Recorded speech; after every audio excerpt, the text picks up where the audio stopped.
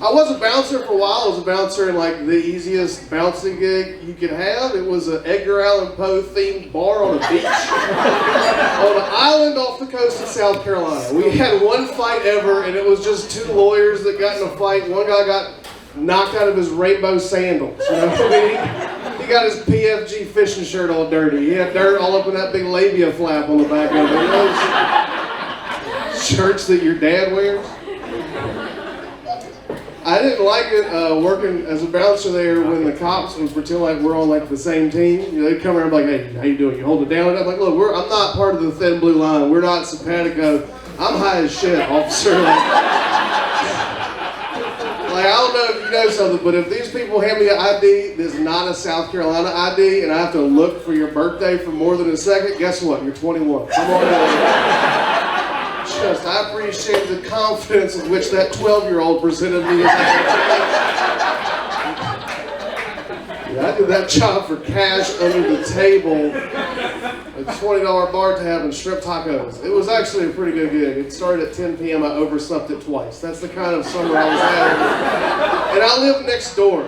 I lived literally next door. I'd be getting high in my room looking at the job that I was trying to avoid going to. Getting high in my room. Anybody here know martial arts? Anybody here have training? That's not a challenge. I'm a peaceful man.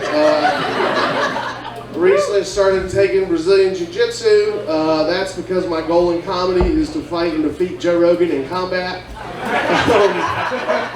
Then you become Joe Rogan. You become the next in a centuries-old line of Joe's Rogan. It's like the Highlander, but you get a podcast.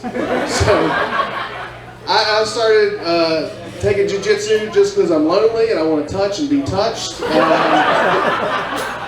I didn't know, like I know, like you fight people and you break arms, and I'm not, I wasn't 100% sure on it, but I figured the first class might be, I might get hurt.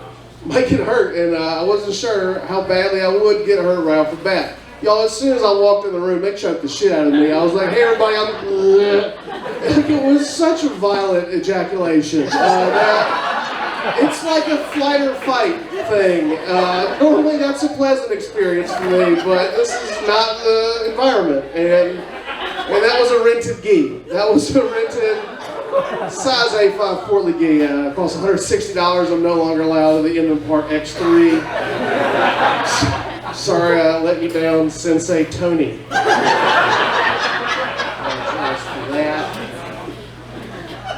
Right after I graduated college, I moved to China because that's where the jobs were, and like I had done some international travel, learned some languages, but Mandarin was not one of them, and it's not something you can pick up in like a week. You know what I mean? You can't like brush up on it. I just wish they had warned me. Like they should really warn you before you travel to Asia fat. It's just because things aren't made for you. Like they don't have a person my size necessarily, and a lot of people are going to notice you.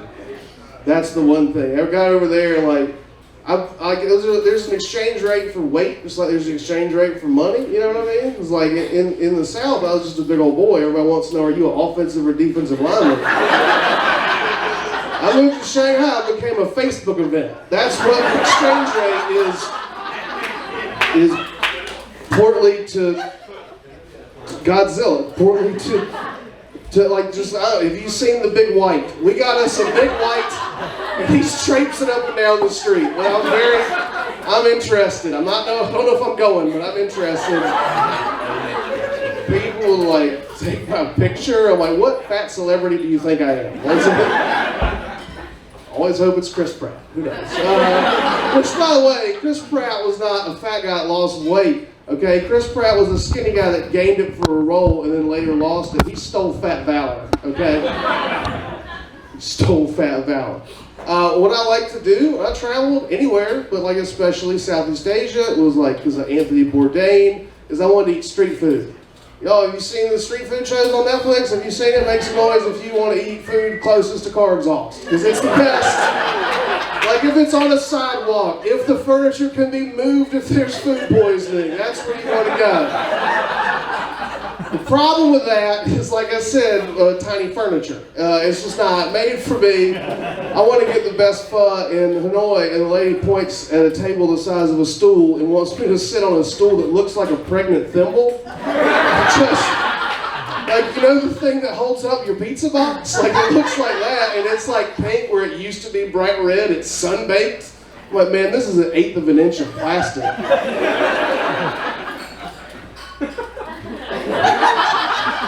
Like, they're real time. Like, you would laugh if you saw it, even if you're not big like me. You just, what is that? Do I rest my phone on that? And like, I couldn't see it when I was sitting on it, so I'm just like hovering like I'm a catcher. I'm like, is this? I don't want to be rude and stand. Am I on it? I'm lowering it. Am I on it? If I go any lower, it's going to be inside of me. I don't want to see that fucking bad.